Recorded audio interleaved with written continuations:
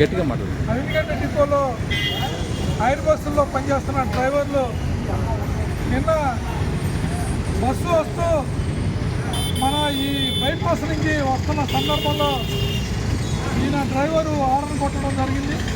ఎదురు కారు పెట్టిన వాళ్ళు ఆగవారని వాళ్ళ బూతులు తిట్టడం, తర్వాత డ్రైవరు వాళ్ళు అక్కడే డ్రైవర్ మీద వాళ్ళు దాడి చేయడం జరిగిన తర్వాత అక్కడ అందరూ సదిలి పంపించేశారు. కానీ అనంతరం వాళ్ళు డిపోకి వచ్చి డిపోలో బస్సు పెట్టిన తర్వాత అతని మీద దాడి చేయడం ఆ వీడియోలు చూస్తే అర్థమవుతా ఉంది. కాబట్టి ఇలా ఎయిర్ బస్సుల్లో పనిచేసే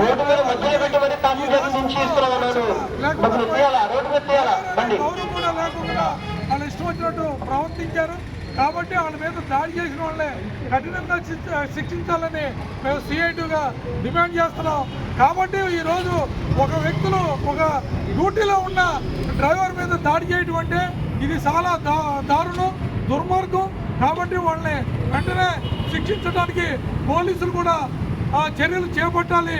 వాళ్ళు నిన్న వెళ్ళి ఆల్రెడీ పోలీస్ స్టేషన్లో కేసు ఇచ్చారు. ఇంతవరకు దాని పురోగతి లేదు. వాళ్ళు అక్కడి నుంచి ఒక 20-25 మంది డ్రైవర్లు ఇక్కడ వచ్చి పడిగాపులు పడితే ఇంతవరకు దాని అని చెప్పిన పరిస్థితి ఉంది. కాబట్టి రాష్ట్రంలో ఎయిర్ బస్సుల్లో పనిచేసే వాళ్ళకి రక్షణ కల్పించాలని చేస్తున్నాం.